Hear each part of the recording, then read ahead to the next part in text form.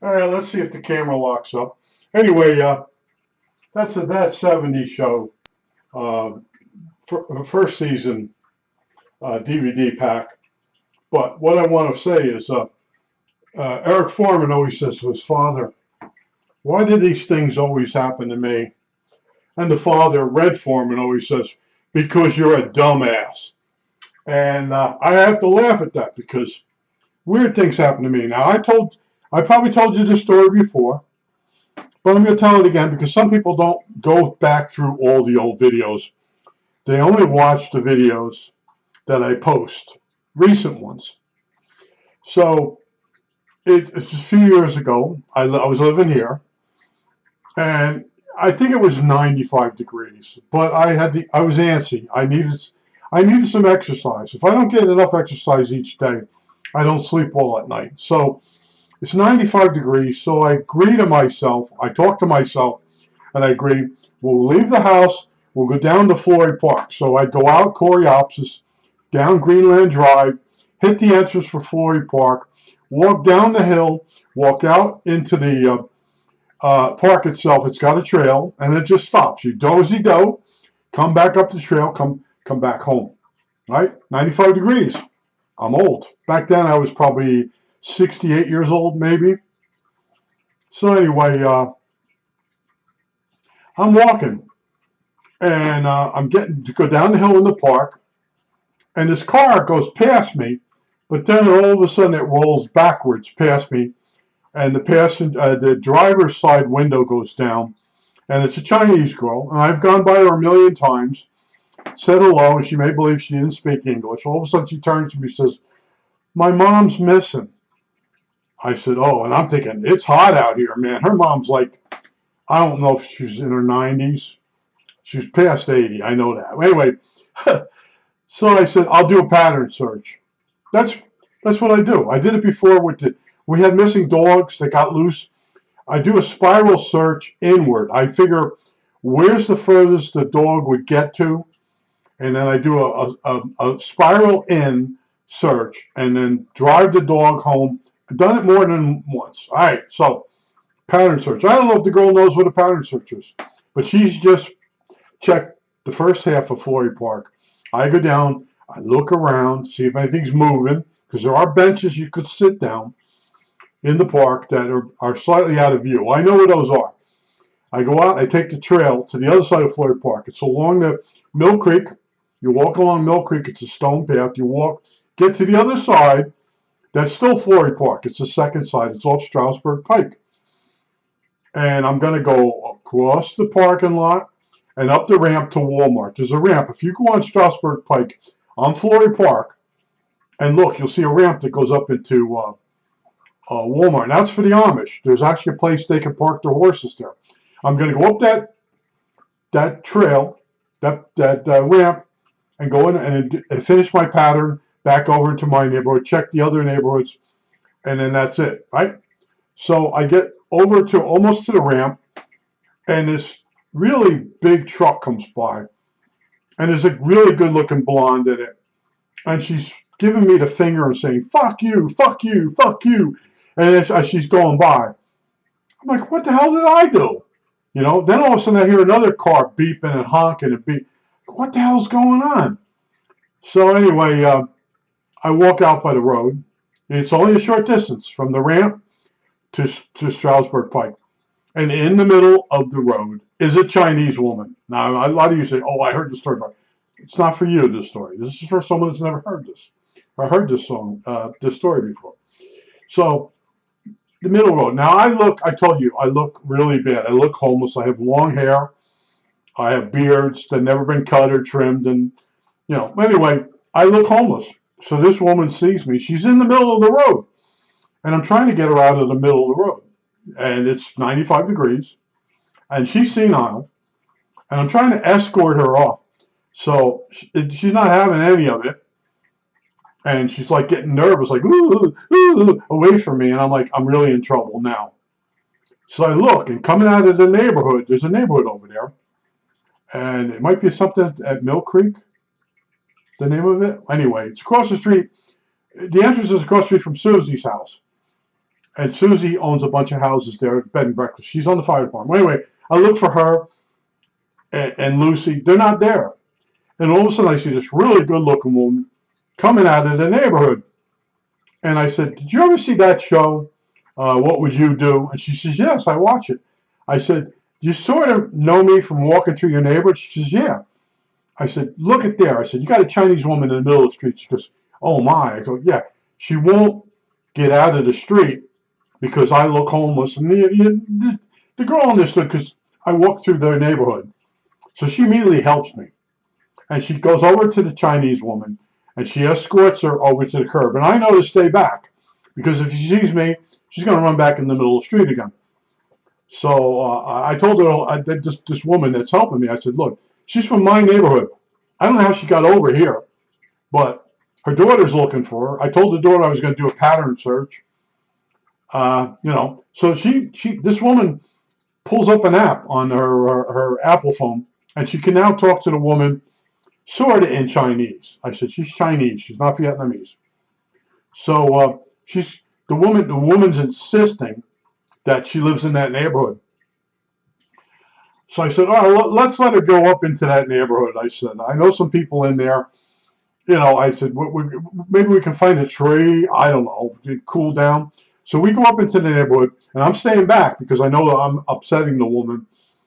And anyway, I said that she says to me, do you think we should call the police? I said, watch what happens. I said, I'll warn you when you call what they're going to ask you. It's not going to make any sense. Just sort of answer the questions. So she said, we'll wait a little longer.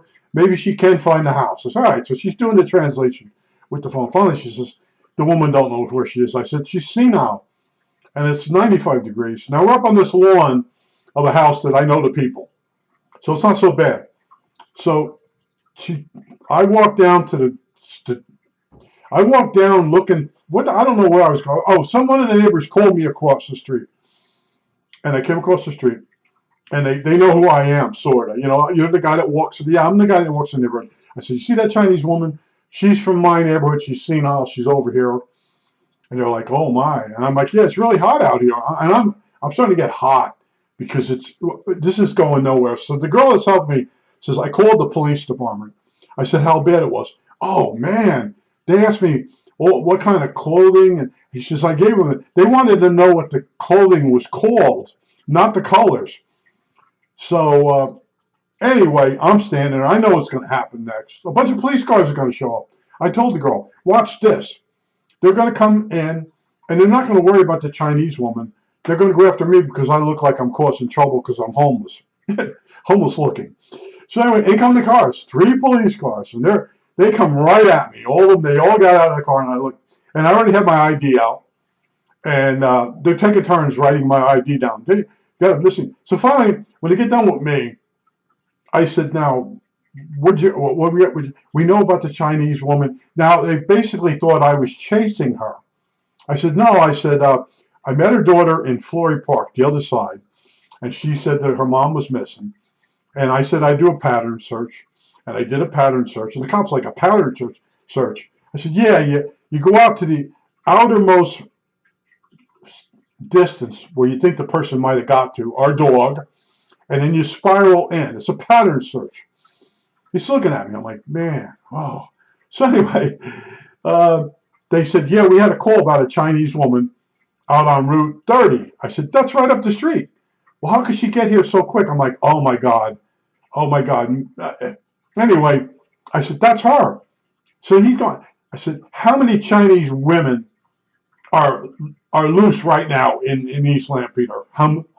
I said, that's the woman. You're getting calls about her. Yeah, she's on the highway. I said, she's here now. She made it. It's only a block and a half to the highway. They couldn't believe she could walk that fast. So anyway, it's really not going well. The people that sort of know me are bringing me bottles of water. You look terrible. I said, look, if I drink that water, I'm going to throw up. I'm starting to get aggravated. And the first police car leaves. The second police car now wants information from me. Again, they screwed up when they wrote it down. I said, you're never going to make detective. I start picking on them. And finally they left, and they left me with a younger kid. And I started teasing him. You're never going to make detective. They're asking me stupid questions. I said, look, that's the woman. And they really didn't believe it. So I said, did you contact the girl who said her mom was lost? Yeah, she's on the way. Well, why isn't she here already? Well, I'm standing there, I'm going, all right, so now I'm really melting down, probably dehydrating, but everything's sort of under control. Oh, and they try to put the Chinese woman who's senile in the police car, and she starts screaming. I said, dude, she's from China. If you put someone in China from police car in a police car, they think they're being taken away. He goes, what? I said, dude, just let her sit on the curb. Her daughter's coming, right? Yeah, let her. So she sits on the curb. The girl with the translation, she tells her to stay, have a seat. And finally, the daughter shows up. And she's looking at me, and now I find she speaks perfect English. She's been going by me for 5 years, just grunting. Wouldn't say hi to me. I always said hi to her. So I said, what took you so long? I had to go get my father. She thought the mother would be less agitated with the father. And because, see, when people go senile, they get moments of anger, and they get frustrated. And that's what happened to the woman. Then she shot out of the house. She walked in just any direction. And then when she got over there, she walked on the highway, which got a bunch of calls. And then when she got to the new neighborhood, she thought she was in her neighborhood, but she couldn't find the house because she was in the wrong neighborhood because she's senile. So the father helped her, and the daughter bought a car. Everybody made sure she got in the car okay. And the daughter drives off, and I'm standing there, and I'm thanking the woman, the good-looking. Oh, she was good-looking. I'm thanking the good-looking woman for stepping up. I said, I know I look like a mess. I said, I was only going to go out and take a small walk, and I got sucked into this. And it's the right thing to do. I know it's the right thing to do. I found her. It all worked out, right? But I always, that 70s show, when Eric says to his father, why do these things always happen to me? And the father says, you're a dumbass. In my case, I put myself out there. That woman went by me, and I know her name. Her name's Doreen. That Chinese woman, Doreen, went by me a million times. And I say, hi, how you doing? And a quick wave, like she was really nervous. So anyway, the crowd starts breaking up. Everybody's asking me questions. Well, how did you know? I said, look, I did a pattern search. I figured out how far this woman could walk. And then I went to the outest diameter, and you start spiraling in. And you hope you went out far enough. And as you spiral in, you get closer to the center, and at some point you're going to cross the person's path. But I said I was going to go up that ramp over there by Walmart when I heard the disturbance in the road, and I'm thinking, go over there. Just go look, see what it is. I got this beautiful girl coming by in a big pickup truck. F-150, F-10 150, whatever, giving me the finger. She was flipping out because this woman is just standing in the middle of Stroudsburg Pike. I'm telling them all the story. So everybody's breaking up, and I walk home. And I'm sitting there. I'm trying to cool down. I'm at home, and I've overdone it for my age. And I'm drinking water, and I'm calming down. Next day I get up, and it's hot again. I have to mow the front lawn. And I have to get the front lawn done because it's going to get really hot again. And I'm mowing the lawn, and up comes a car. And I look, it's a Chinese girl, Doreen. And she gets out, and she goes, I got to tell you, that's the nicest thing anybody's ever done to us since we came here from China. And I'm like, well, I don't know what to tell you. She kept starting about Jesus. I said, look, I'm Episcopal. I said, when you told me your mom was missing, I have to put your needs ahead of mine, the way I was raised. And if I just went home, I would be thinking about this old lady walking around in 95-degree heat. Never mind that I could have a heart attack walking around in 95-degree heat. And it was humid, too. It wasn't just hot. So she went on and on. So after that, every time Doreen went by me, she would always talk to me a little bit and tell me about Jesus. And, well, it ended up Trump got elected. He made a bunch of comments about Chinese people, and we have a lot of them here. We have Vietnamese, but we also have Chinese. And the Chinese just went back to China. And the school, the Mennonite school, built a special condo for the students from China. And then they listened to Trump. They kicked out all the Chinese. And then their school started doing bad. They had to combine 3 schools into one. Now, they probably have a different story. But I knew people that worked at the school and told me we got rid of the Chinese. We got rid of the money. Because Chinese people really scrimp and save in order to send their children to America to school. They don't anymore. But this is a few years back. And it's funny stuff. But yeah, this girl Doreen went by me, I don't know how many years, and just grunted. Yeah, I'm real friendly. And I don't care what nationality you are and stuff. And I do tease some of them. But I'm like, man, this girl could speak perfect English. My mom's lost. And then I went and got my father. Where'd you go get your father for? Well, see, she knew her mom's senile. And having the father, let me check, see if this is recording. Yeah. Having the father there will calm the mother down. She knew what she was dealing with. But like I said, she pulls up in front of my house. She gets up. This is the nicest thing anybody's ever done to us since we moved. Now, they've since gone back to China. All right, they had enough of the United States when Trump took over. They're gone. Doreen's gone. The mom's gone. She's still alive. She's gone. Oh, and the mom came up once before, one more time, up to the neighborhood, and I just gave to her the okay sign. She says, yeah. She was in a better day. See, senile people have good and bad days. And she went for a little walk, turned around and went back to the house. All right? I told you I had a neighbor that he went senile through strokes. It's got a different, it's not Alzheimer's, but it has a similar effect. And when I was trying to sell my house, he would sneak out of the house and just, they just take off. And I grabbed him and I guided him back, and I was showing the house to somebody, put him back, gave him back to he had a caretaker, but he got out away from the caretaker.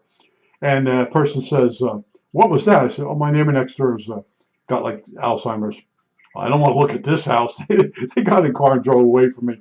But I have a lot of experience with people that are cognitive decline. I feel I'm going. I don't know if it's just normal amount, but you know what's in the news. I know Trump is gone. He doesn't know what year it is. He's I don't want to get into it, but anyway, I'm an independent voter. I don't care who they put in there, but I don't want him in there anymore.